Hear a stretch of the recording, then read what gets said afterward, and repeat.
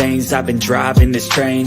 Years in this lane, there's no stopping this flame. Cause I came to the game and I changed it to play how I like, rearranged it to my own domain. Yeah, I got what it takes, made lots of mistakes, taking shots, skipping breaks, feeling lost, feeling great, popping off, singing straight, never stopped, never changed. All the squad here to play, and I've got something to say, yeah. I work hard each and every day, I get lost in the words I say. I don't push pause, no, I push play. I won't stop till I make a change. I withdraw on the things I make. I turn flaws into flawless traits. I build tall, never capping space. I won't stop till I hear him say, well, welcome back to Married at First Sight, the panel review for season 15, episode 14, No Hugs for You. How you guys doing, ladies? Hey, y'all. Doing well. How about you? Oh, great. I heard somebody celebrating a birthday today. Kimberly? Oh, yes. Yep. Enjoying my time with my mother, celebrating her. Yes. Awesome. Happy birthday, Mother Kimberly. Yes, thank you. She appreciates it. Yes. Happy birthday, Mom of Kimberly. Happy birthday. Yay. Well, how are you guys doing today? Oh, I think I asked you guys that already. Let's get going. I'm a little sleep weary, so let's get going. We're gonna get started with a discussion about this couple here. That is Kristen and Mitch. Guys, so what did you make of them? So we know that this episode, they went away for the great getaway, as they're getting ready to make their final decisions in the next couple of weeks about decision day, whether they're going to stay married or not. So as we see them get away, we see Kristen and Mitch. And, the scene was set for Miguel and Lindy to have her first and only prom, because we know the private high school that she went to, apparently they didn't believe in dancing, so therefore they didn't believe in proms. Hey there, Monique King, A-Team member and moderator extraordinaire, and Roro and all the people in the house. Want to say, hey, shout out to all of you guys. We appreciate you being here this Sunday afternoon. Happy Sunday. Yeah. So but anyway, guys, what did you think of Kristen and Mitch? You want to go first, Kimberly? Oh, yes. So tonight, well, I guess Wednesday night, I was watching the show and I was just like, oh my goodness, I can't believe they're still together. Because, when it ended. You said they should have went home with Ben and Morgan, huh? Exactly. The way Kristen was talking, I was like, okay, go girl, thinking something had changed. But I guess it's like she just got sucked back in. And I'm back to my previous point. They deserve each other. So we'll just, I guess, ride it out and see what happens. But I don't know. We saw a different side of Kristen. I can't remember how early it was in the episode when she started imitating Mitch, which was hilarious. So I really enjoyed. But did you feel like it was maybe a little bit passive aggressive, or is that just me? Yes, it was 100% passive aggressive, and I feel like that's just going to be her tactic now, ending out the show, because she is just like, I'm going to stick with him and probably get on his nerves or act like him and let him see that side of her. But you know what? It seems Mitch is liking it. That's what I'm getting from Mitch. I think he's enjoying inside. I really do. So we'll see. I never thought of that, but that's a very good point, though. And what about you? What about you, Nicole? What were your thoughts on this couple? I want them to just hang it up. Hang it up. Like, I don't know what it is about her. Like, you're not happy. And I mean, I'm all for like working things out and stuff like that.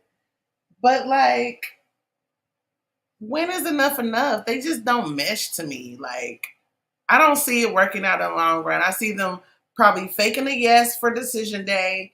And then you know how they come back after decision day and say, we didn't make it. Exactly. I see the same. I see the same. And we're gonna talk about, we'll get to it after a little while. We'll get to that conversation that the ladies had in the kitchen, the three ladies. I don't know what happened, if Lindy was off on her carriage ride with her husband or what, because we just saw Alexis, we saw Kristen, and we saw Stasha in the kitchen, looked like they were cooking, but they were basically having a lot of conversation about sex lies, and the fact that Alexis and we'll get to that too, that Alexis and Justin had finally consummated the marriage. Guys, can you believe that they actually consummated the marriage finally? Finally, you said it with me. Finally. You know what? I think with that, I think we'll just go ahead and bring them up, and we go ahead and get on into this. Get on into this. Justin and Alexis. Woo. They did it. So here we are. Now, you see how Justin was kind of forthcoming about enjoying it, and it was okay, and then he kind of hinted at going all night, which was questionable. And did anybody actually believe that somebody that's been, not only had he not consummated with his wife in the last month or so, but he has supposedly been celibate, and I put the quotation around celibate. He had been celibate for over a year and a half at his young age of 30, like early 30s. So like, is anybody believing that a man that's been celibate for that long is going to be going all night? Raise your hand. I don't see any hands up. I don't see any hands up. No hands over here. But did you notice that Justin never asked Alexis, did you enjoy it? Like, he kept talking about himself. I think on 3 different occasions he kept hitting that he enjoyed it. And I was just waiting for him to say, babe, how did you feel? Did you enjoy it? But I guess he knew to stay away. But they did get more. Hey, look, did he not learn his lesson from the last time he said, when he forced her to speak on something that she didn't want to speak on? Has he not learned his lesson? Don't be asking no woman what she feels. If she ain't volunteered, it wasn't good. It wasn't good. This is plain and simple. Right. Yeah, but she did speak on it more on the after party. Not sure if you all watched, but she gave her little input. So yeah, we'll see how it goes and what the next rounds are like. Right. And just to kind of double back, so I guess maybe now kind of get into it a little bit, because like I was saying, alluding to, Alexis at the while they were in the kitchen with when she was with the other 2 ladies, she basically was asking the question to the ladies, like, so without saying it, but saying it without saying it. She was like, well, if you guys, ever been in a situation where your partner maybe wasn't everything in the bedroom, but they were a wonderful person, what would you do? Would you stay married? And both the ladies said that they would, which I kind of like. I'm like, you know what? they talking smack. They're talking smack, because when you're in your 30s, you is not thinking about staying with nobody in the is not the what we call it, Nicole, the hot and heavy time. Hot and heavy time is not hot and heavy timing. You're not thinking about that. I don't care how much you like them. I don't care how wonderful they are. No, ma'am. No, sir. And you thinking about staying with that person? Yeah, I'm with you on that one. That's why I said let's see how the next few rounds go, because I just can't see Alexis just falling for someone like this, because she's been engaged multiple times. So what's different this time around that she's just going to stay with someone who isn't pleasing her? In more areas, and it's not just the hot and steamy, it's more areas, just the communications. Yes. There are other things that he has a strike for, as I like to call it. Right. It's not just, and I was just laughing because I just hit on Kirby's what he put in the chat, and I put it up on the screen. And of course, a lot of times I'll tap on stuff, especially if it's a known person to the channel, a known person like Kirby. And I just read it, and I had to laugh. If you guys see what's up there, I'm not reading it because YouTube is funny about certain things. So, but yes, right. Kirby, like the video. I can read. Like the video. Thumbs up on the video, guys, if you haven't already. But Nicole, what do you have to say about this couple? Look, I hate to be negative Nancy to our cool, but I don't see it for them either. Like, I don't see it for them. She doesn't look like she's into it. Like, even with all the babes and all the babies, it does not seem real to me. Like, I think she's Hmm. enjoying her time on TV. Yes, She's I think she's stacking up trying to on get the her. I think DM. she's trying to get her own show. E Nicole, I really do. Maybe not even another show, but at least racking up on some more options in the DMs. Ooh, oh, I hadn't thought of that. That's a good point. She's a single one. Well, she will be probably very soon. She's not single at the moment, Right. but I don't see it for them. no, I don't think anybody really does. And I do think that she's very performative. I think that Alexis is very. I watched her and I said, what is it about her? Because at the honeymoon she was all over him. She was sucking on his bottom lip and just like she was so into him. And I'm like, you know what? But now I see that she's very performative. She loves the drama of it all. But what I like least about Alexis and her husband Justin, don't try to take up for Justin, but both of them are gossipers. They're gossip mongers. They have done their castmates a disservice by being gossip mongers and talking about other people's marriages and then going back to the person and the couple and talking to them one on one. And it caused at least one couple to break up, and that's Ben and Morgan, right? Right. Well, I Mm. can't agree. Okay, well, what's your thoughts on it? Okay, they didn't cause them to break up. What do you think about their Morgan gossiping? called Ben Morgan to break. Well, yes, you're right.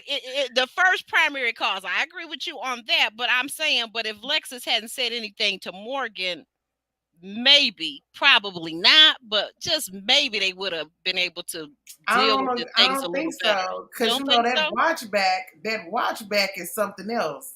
Like, you could get through the whole show and then get home and watch it back and see all the things you didn't know was going on, and it's still been over. Cause Hmm. that's how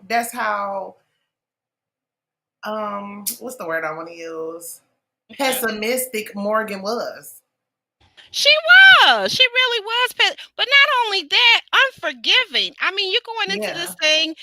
You don't know who you're going to be matched with. You know that from the very beginning, right? That's why it's called Married at First Sight. But the first thing to me that you should know in your heart of hearts is, if you're a mature person, is that some things are going to happen in those first 8 weeks of you not knowing this person. They're going to offend you. You're going Right. to get out of sorts with them. So you have to be forgiven. I mean, if it's not, if you see that it's not intentional, or you know what I'm saying, I don't know how to put it, but I mean, the person didn't abuse you physically or whatever. You know what I'm saying? They didn't do Right. certain things are not forgivable. I will say that. But for what he did, for her to be so sensitive about that when she knew it was a possibility with all these snoops, even if he hadn't put it out there, somebody that watches the show would have came on and said, well, oh, you know what, she's 3 credits short of her Bachelor of Science degree in nursing. Somebody would have said it if he hadn't. It would have been found out, because I'm telling you, Right. people watch this show. They go with a fine tooth comb through these people's backgrounds to find any little thing. So it would have been found out. Hey there. Hey, shout out to Jeremy Speaks. Hey, see you in a Hey, little bit. Jeremy. See you in a little bit for our Ready to Love review at 6:30 p.m. Eastern Standard and 3:30 Pacific time. Yay, awesome. Mm-hmm. But What did you I guys? want to piggyback off something you said, Oh, because go you're ahead. Go ahead. totally right. As What's that? far as people researching when you're on TV, you're on a national scale. Why Right. embellish or exaggerate anything? Like, what's wrong? You're in school, you're on your way to it. Why lie and then be mad when the truth comes out? Right, right. Yeah, that's true. I feel like, and I will say this because I do have a different take on, did she lie? Did she not lie? I don't know. Everybody wants to say a lot of people are saying that Morgan lied. I do know that you can have definitely be an RN without having a Bachelor of Science degree. You can have an associate's degree in nursing. And that is Hmm. true in many, many states because there's a nursing shortage. So, and it's no big deal. It doesn't make anyone a better nurse or a lesser nurse because they have a 2-year degree or 4-year degree. So I'm not sure what she lied about. I feel like she just didn't want her business put out there for the whole wide world to know necessarily. So I was with her on that if she told him that this is between us, then he should have kept that between us. That's kind of, for me, as a person that is very good about keeping personal confidences, that's a very big boundary to cross when somebody starts putting my business out to other people, and knowing that it's a show, like you said, it's going to come out. So I think that production probably has them to tell each other certain things, and then they see what's going to happen with it. And Ben was kind of, I like Ben, but Ben was also very childish, because remember, Ben is the one that was the mama's boy. So I don't know. I think that if I tell you something, I would like to think, especially if I say, just keep this between you and I really like to see that you do that. And when I see that you can't, I'm not going to say I'm not going to not forgive the person, but you'll be sure that you will not be in my inner circle for sure, you know? And I've I have seen to that play happen. devil's advocate. Okay, go ahead. I'm listening. If Morgan was that nasty in front of all of us, imagine what she was when the cameras wasn't around. Ooh. Ooh.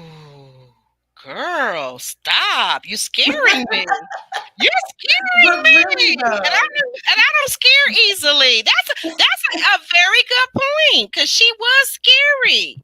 And when she told him, what I couldn't understand when she said, "I'm gonna stay in this marriage just to make you suffer every day," I was like, okay, wait a minute, Yes. girl. You're getting downright the A word, A-B Mhm. yeah, with E, like you're getting that word, like that's ridiculous. How could you tell somebody? Because if I'm not happy with you and I'm that unhappy with you, and I know in my heart that I can't forgive you, I'm just gonna be done with you and walk away. See, I don't have no problem walking away. What they call Right. that other girl, the walk away queen. I'm the real original walk away queen.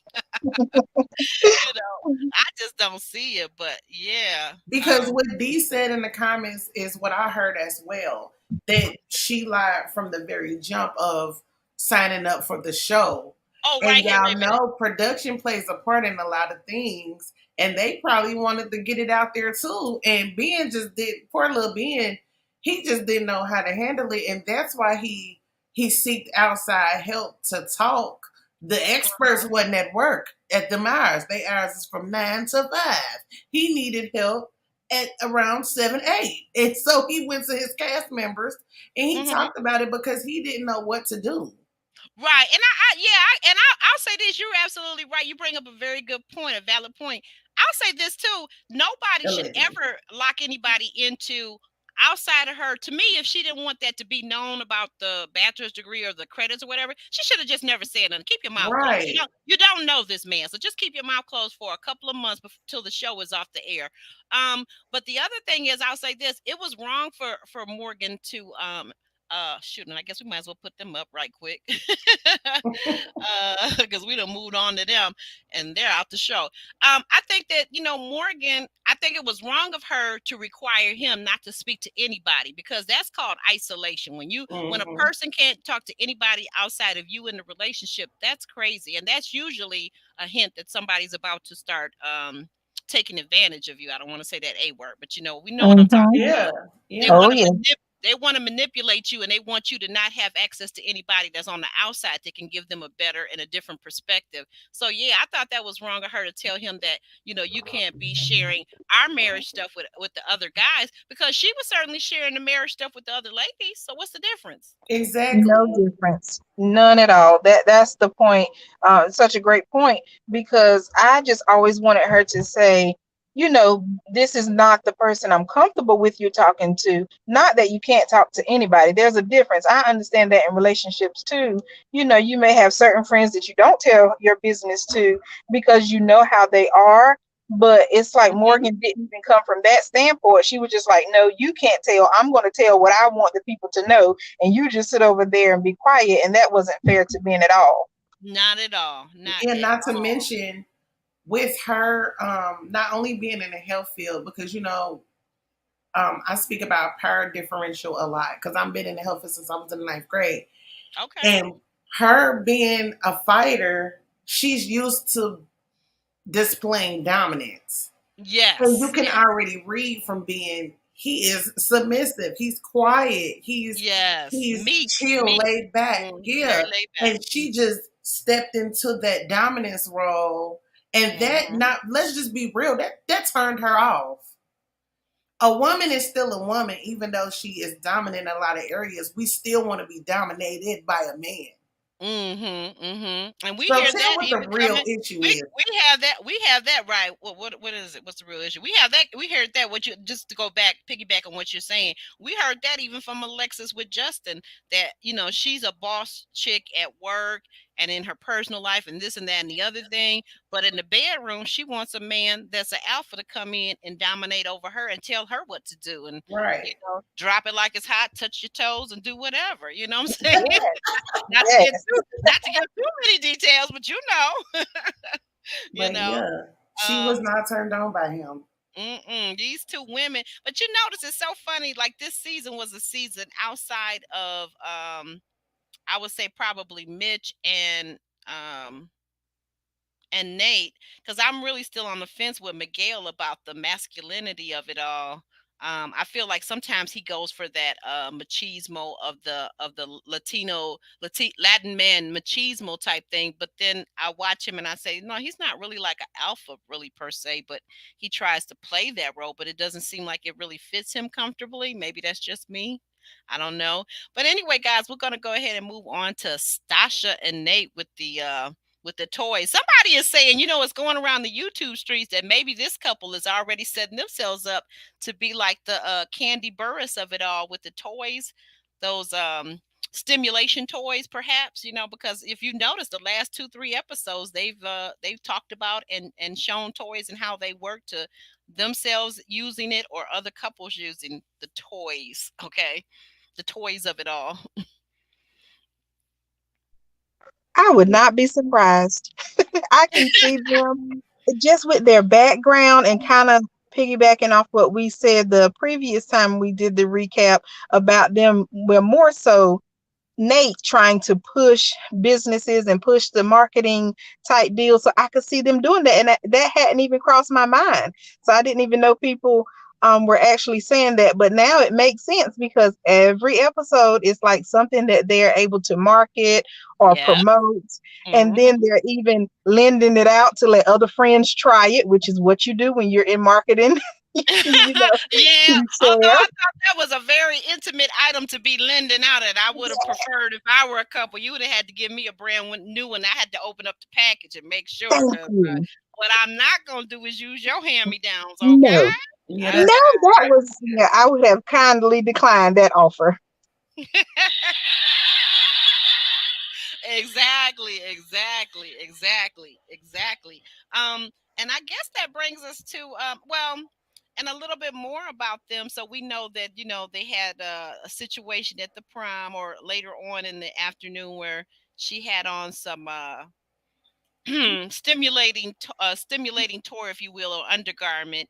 And apparently, Nate had the controls, and Nate just went crazy with the controls and tried to pretend like he didn't know what he was doing. And she was just hopping in her seat until finally, Miss Nosy Alexis. And I think again, this is where I think production kind of gave her a tip, is that she knew exactly what it was, and she said it wouldn't be that you had on XYZ and that somebody is turning the dial up on high and you are getting overly stimulated, and then to which of course Stasha had to kind of jump up and run into their personal room in the house that they were staying in. So that was kind of funny. What'd you guys think?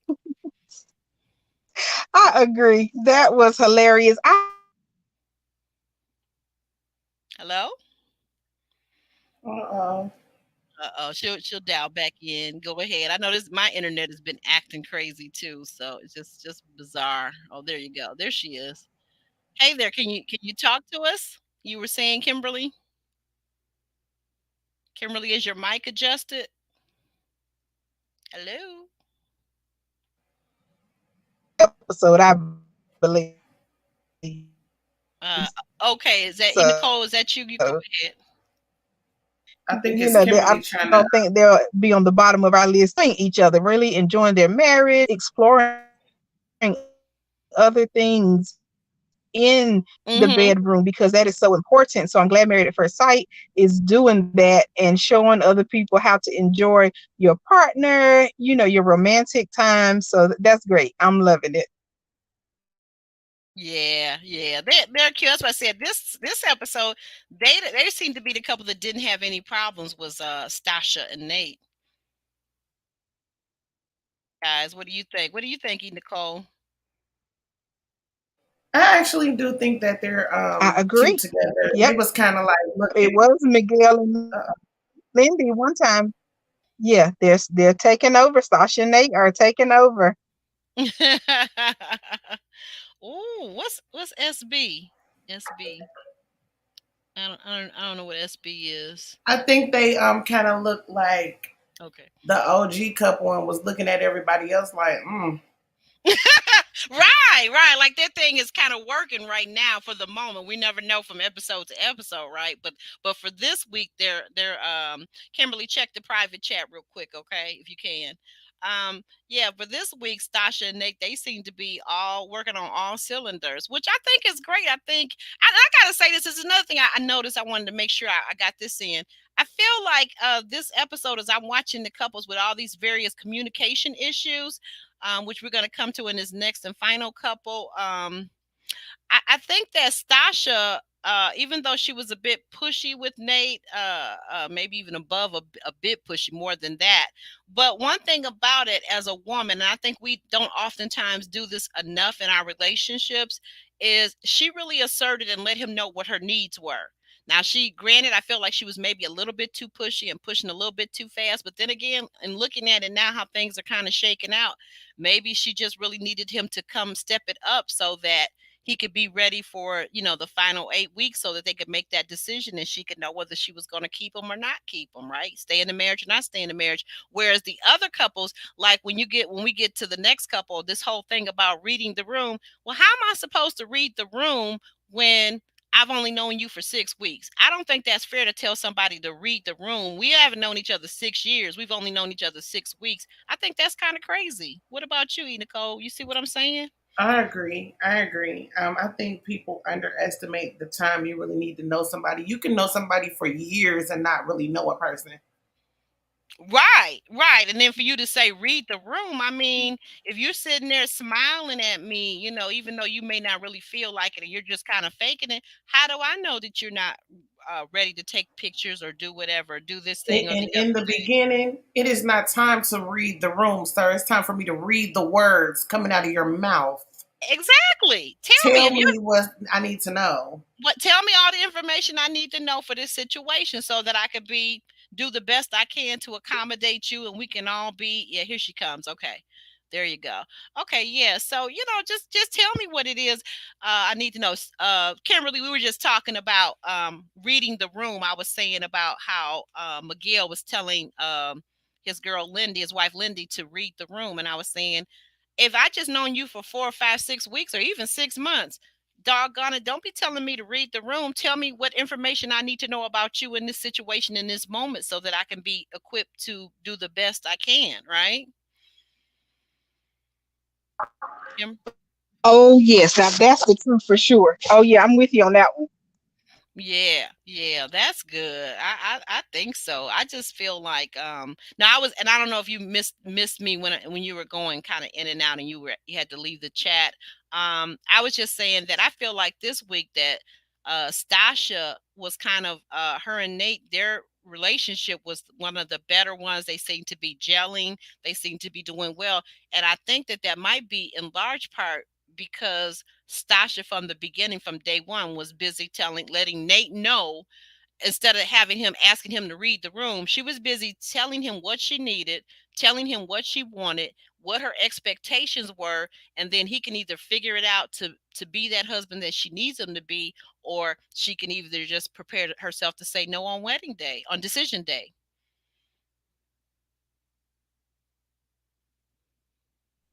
Oh wow, that's a good point. They just seem to be getting along so well. In my opinion, they were actually the one couple I voted as no from the beginning of the season, but looks like they may be the only yes at the rate they're going now. Because, like someone else said, I saw a comment that Sasha just seems to be a good team player at this point. It seems like she's just kind of going with the flow, enjoying the process. So I don't know. I kind of crossed over to the other side to say maybe they will be the one Yes, on Mm. decision day. Now, I'm not projecting the 50-year marriage or anything, but yeah, I Not could yet. see a yes on decision day at this point. Yeah, I think so. I think that, well, I've always said because for one thing, Nate, he ain't trying to let nobody be the first one to beat him inside that brand new house that Stasha's having built from the ground up. He's going to be the man lounging around by the pool side. So, I mean, whether it works out or not, like we said, we don't know if it's going to be a 50-year marriage, but I think Oh probably gosh. he'll probably keep her longer than not because I think he really, likes the idea. He keeps saying power couple, but I'm trying to figure out, well, she's a power woman and a boss chick, but I don't really see you, sir, as the boss man. So how does that get to be a power couple? It's just like a power one plus one. I don't see the power couple part of that. Do you guys? I think people just like hearing themselves say power couple at this point. Yes, yes, so true, so true. You're right. You're right. I agree. Anything you want to add to about Stasha and Nate before we move on to our final couple? Hey there, Ellen V. Shout out to you, AT member and moderator extraordinaire. Good to see you. Hey, Ellen. Okay, yeah, we're coming to them, so I guess I'll hold that off for, and we'll get right into their picture. And that is Lindy and Miguel, guys. Lindy and Miguel. Okay, what did you guys think of Carriage Gate, Prom Gate, and everything else Gate on this one? I mean, where did it start? Did it all start on the when they got to the retreat spot and we heard the audio. We couldn't see what was going on, but we could hear audio of her asking him to take a picture. She didn't like the angle he was taking it from. She says, "No, not a selfie. I want the good one, the one where you taking it and it's just me in the backdrop and not you in it." Because I thought about that when I heard her say, she didn't say all that part about she didn't want him in it, but I was like, okay, so she putting this on her Instagram, and if things don't work out, she don't want any reminders that he was there, except he just took the picture. Did anybody else pick up on that, or was that just me? Because I'm like, hey, if it don't work out, she got some nice pictures to put up on her IG. Hey. Right, and I am guilty. I was there with her too. I Mm-hmm. see both sides. Go ahead, talk on it. Speak on it. I see both sides. So on one hand, I feel that her background, she wasn't allowed to do nothing. This prom was really important to her, even though everybody might not understand the importance that it weighed with for her.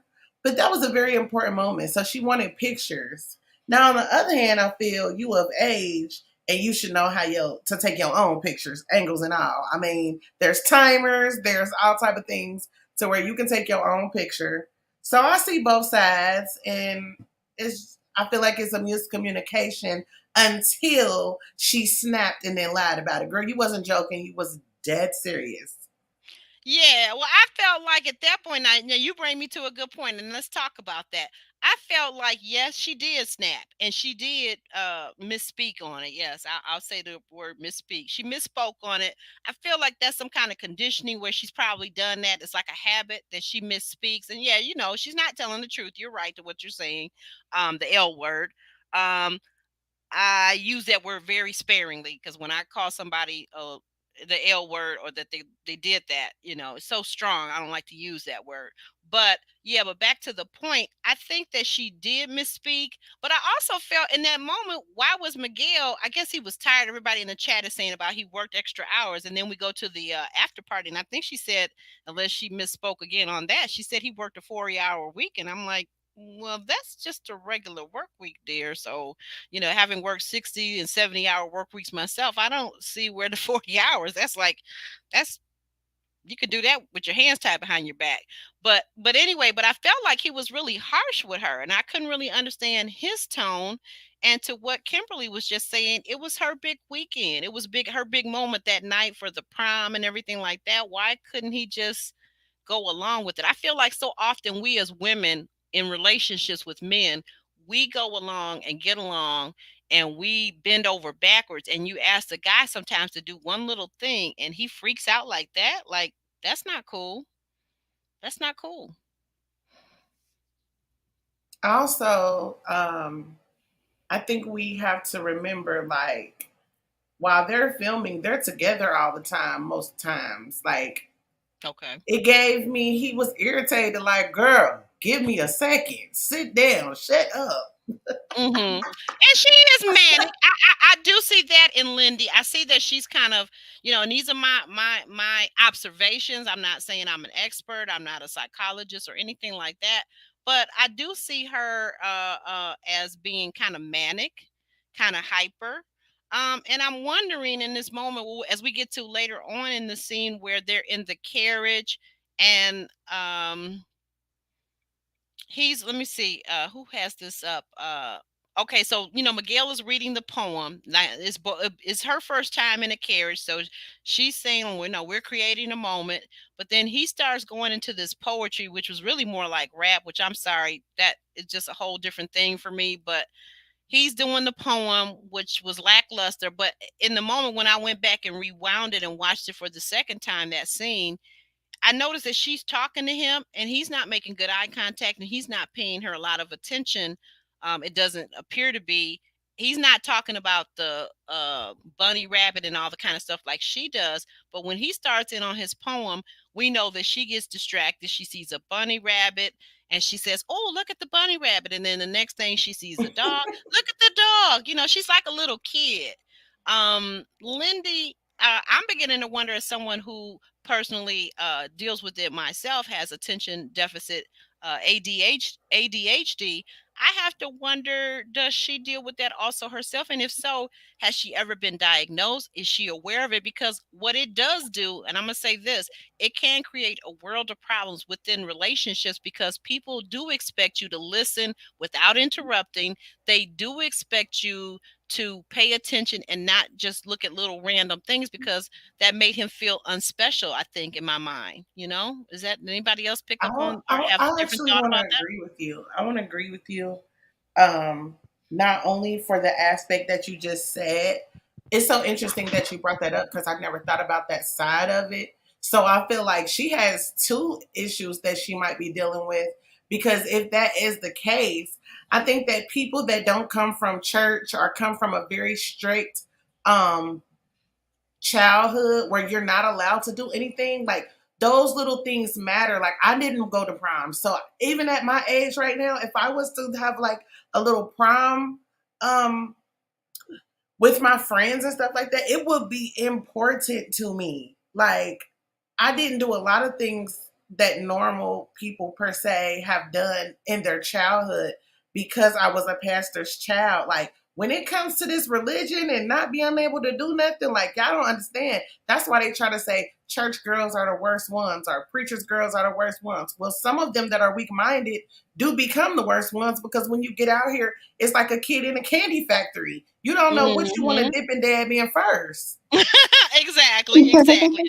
And I can relate to some of that, having grown up Pentecostal, Church of God in Christ. I can relate to. I did go to a prom though, and I did go to. I'm trying to think. I go to two proms. I went to. I at least went to mine. I know that for a fact. And it was fun. I mean, I was able to dance, but it was at that time against the tenets of the religion that I grew up in, the faith that I grew up in. But I still dance, and I still listen to secular music when I got probably in my early teens because I love music of all types: gospel, jazz, R&B. I love funk. I love pretty much everything minus rap.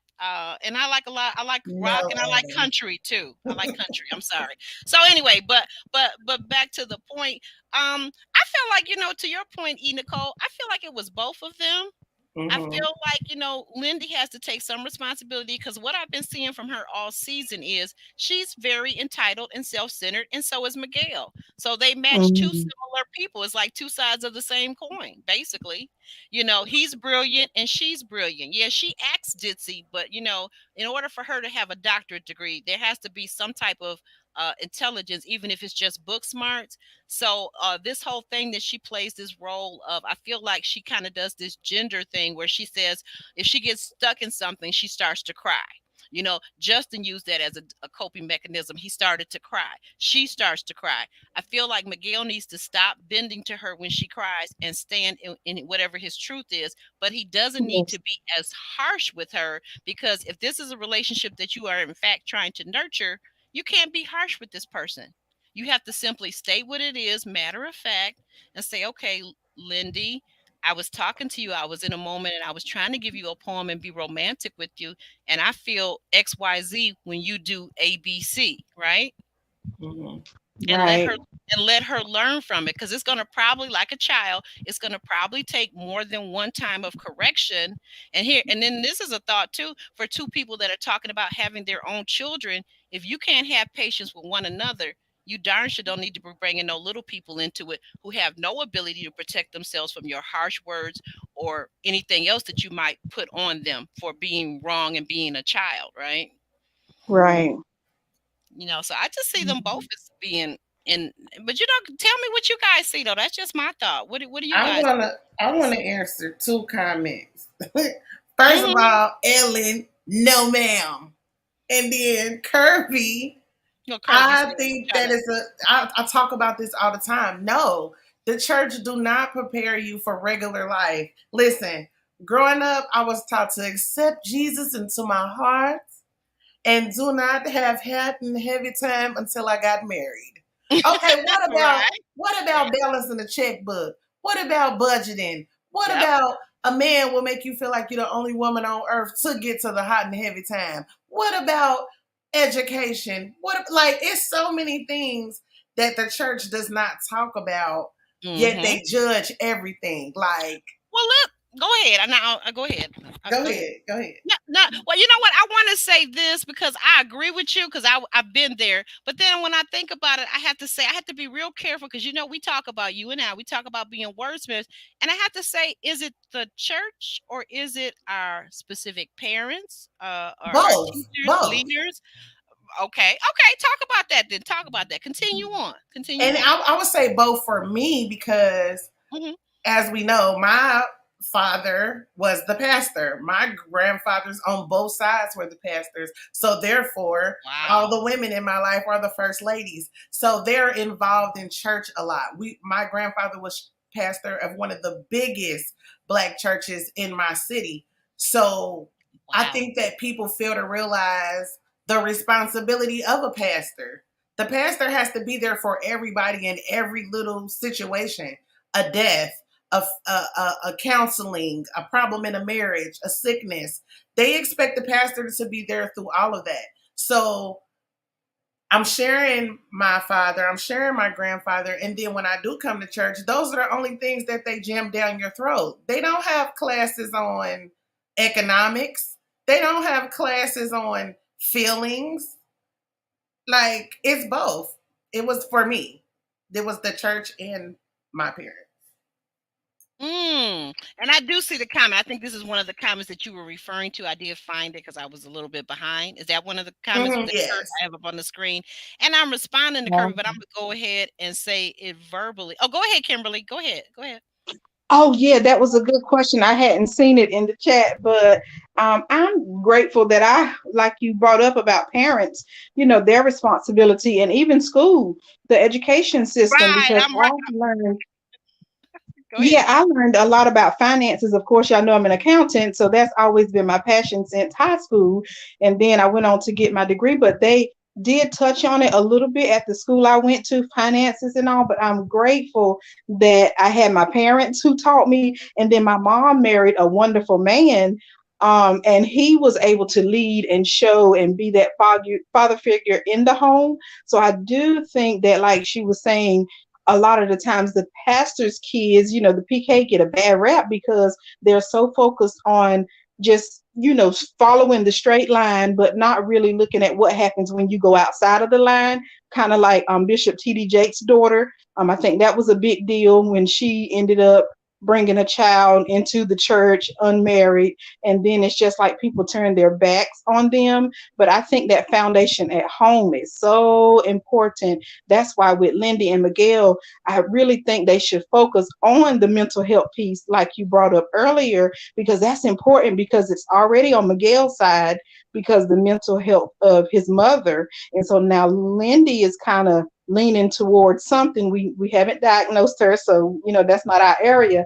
But I think it is important for it to be discussed before having children, because Mm-hmm. then you're going to create a whole other world with that child, bringing those two personalities together, and even being in that home, even if the child ends up being perfect with no mental health issues, just seeing the parents not being able to parent well, and Lindy and her outburst, and Miguel trying to be stern and follow the rules, but then Lindy's just not answering because there's a dog.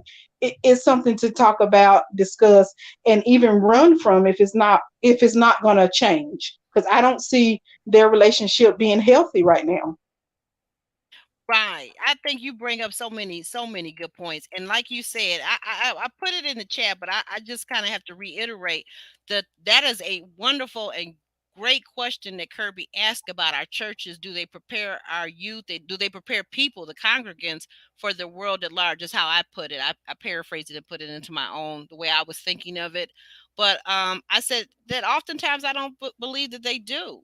I don't feel that our schools prepare us for regular everyday life too. I think Absolutely not. right, one of the best classes I ever had in high school was a consumers education class that was like just one semester. It wasn't even a full year, but if they had really wanted to ramp it up and make it a full year, it would have been just as worthwhile. But in that one semester, I got out of it things that I've used ever since then. Ever since I was 17 years old, I've used the things that I learned in that consumers education class. It taught us about Right. what it meant, what it really truly meant to sign a contract. That three things that a lot of people don't understand. If you sign a contract, it means A, you've read it all the way through.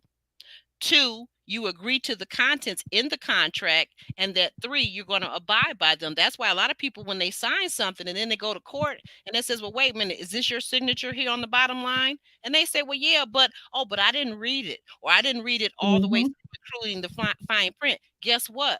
You're responsible. Once you put your name on that dotted line, you're responsible to have read, even if it's 500 pages. You're responsible to have read that. And not only that, if it's in legalese, and you don't understand legalese, guess what? You're supposed to hire or get an attorney or have an attorney on speed dial who does understand legalese. So never sign something that you do not understand, you do not agree to, and you don't intend to abide by. Those are three major things that I learned in that one class, and that has saved me my whole life. When I bought a home and a guy came in and pressured me to tried to pressure me to agree abide by a contract that the other person, which was my mother, I bought a home and I put my mother's name on the home, just to make her feel good or whatever. And she signed something with some home improvement that she wanted done, and she had not asked me about it. And then later on, the company did their research and found out there was somebody else, mainly myself, on the contract. So the guy comes in, he comes in half an hour late for the appointment to get me to sign. And when he waltzes in, he just shoves the paper in front of me. And I just looked at him and I smiled my biggest professional smile. And I said, thank you, sir. I said, I'll have my attorney look at this and I'll get back with you. You talk about seeing somebody beige color turning red and getting so upset and angry. And so then a day or two later, his office called me and said what they were going to do legally, blah, blah, blah. They were going to hold me to it because my mother signed the contract. It was also part owner in the house. And what I knew then, again, from this class that I took at 17 years old, I was able to tell her, I said, you can't do anything. You can't do dolly squat with one signature because that house is owned jointly. So that means both of us, you've only got 50% of the agreement. You don't have my signature, so you can't do anything. And do not call this number again. And I was rid of them. But a lot of people would have went through with it. They would have went ahead and paid for work that they didn't need to have done or didn't want to have done. You see what I'm saying? So, getting back on task, to answer the question about churches.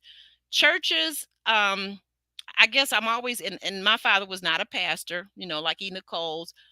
But I love church. I love the word, and I know all churches are not created equal, but in the community that I grew up in and where my stance is now in the church that I go to, I think that the churches, they do so much. They help so much. They have food drives.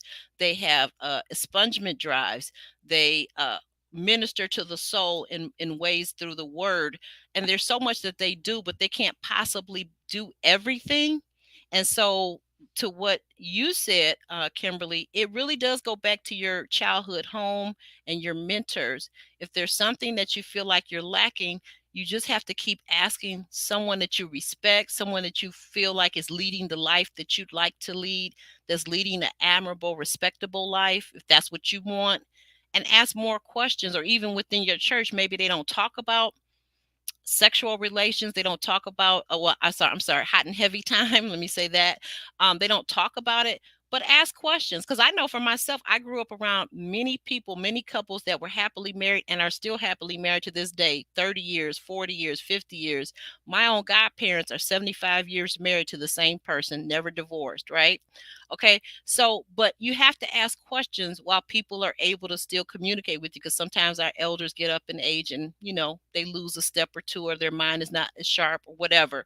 But to ask those questions while you have those people still alive and with you. How did you get your marriage to last so long? Did you go through hard times? Can you talk about that? Is that something you can kind of talk about a little bit? What do you do when you hit a bump in the road in your marriage or your relationship?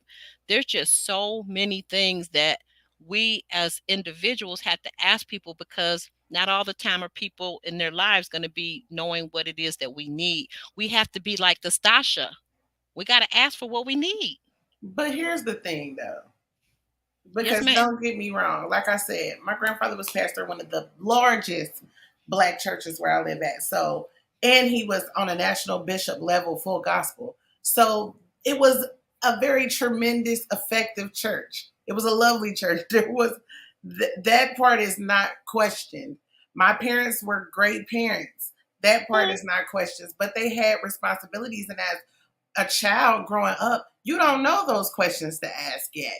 And so the only thing that you feel like you can control is your emotions. So while I did not become a crier as far as manipulating as Lindy does, because she does use those tears for manipulation, as do Yep. many people of that ethnicity, I'll say. My emotional control came more harsh, more attitude, and I Okay. knew that if I threw a fit, I would get my way. And it's because if you're not allowed to do so many things, hot and heavy time and your emotions, you feel those are the only two things that you can control without somebody telling you you can't do this, or you're going to HELL for doing that. You know what I'm saying? And it's a split world because you're in this little bubble of people telling you what you can and cannot do and what the results of it is. And then you go into the real world and you see people doing all these things and nobody's combusting into flames. So it's confusing. That's true. That's true. That is so true. We're gonna have to, we'll have to come back, and it sounds like a topic for a Yeah, topic. definitely. Just really, yeah, no, seriously, yeah, a topic to talk about, because I think you're right. There's a lot going on, and there's just so much we could say about it. I don't know if we have enough time, but I wanted to get you ladies to, speaking of talking about things, I wanted you ladies to talk about yourselves and talk about your channel, because we know that you guys are also content creators. Nicole, if you start us off and tell us about a little bit about yourself and your channel, and what maybe you have a show or interview coming up soon that you want to share with our audience.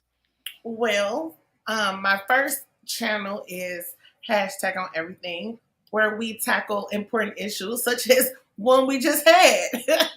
we talk Right. about we talk about all the important issues that are going on as far as us supporting each other, just changing the world we live in. Stop complaining about stuff and actually start doing things. If you see a problem with something, let's start talking about solutions.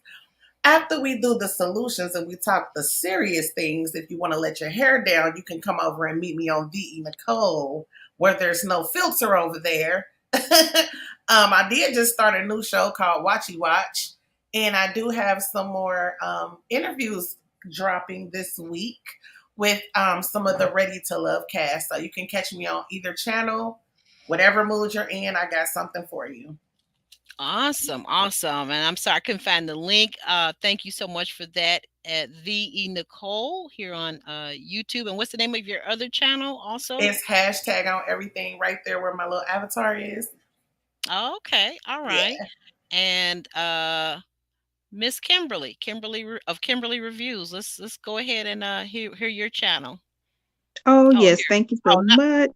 oh, wait a minute. I'm sorry. I'm running a little bit behind, but that's E Nicole. It took me a moment. Sometimes they're in the comments and they're back. We've had a lot of comments and people fortunately leaving comments. So, but now go ahead, Kimberly. We're on you.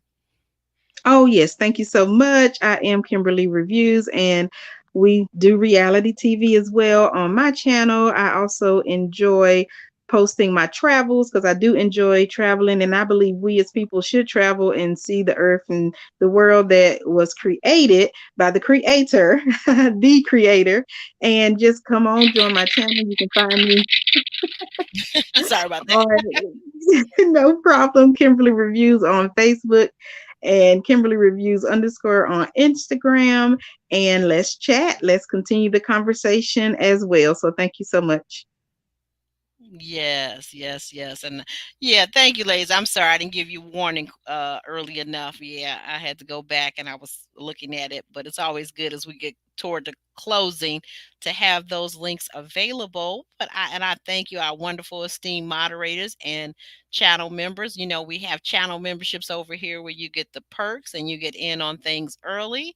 And so we'd like for you to also consider joining us in that.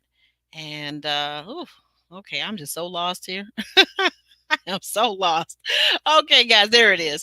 All right. So we'll be back later today at actually in an hour at 6:30 with our Ready to Love review, guys. So stay tuned and come back for that. And tomorrow we'll finish up with Bell Collective, the last part of the reunion, part 2.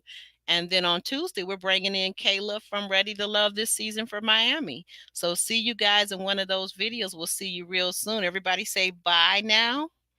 Bye, Bye y'all. now. All right, we're out.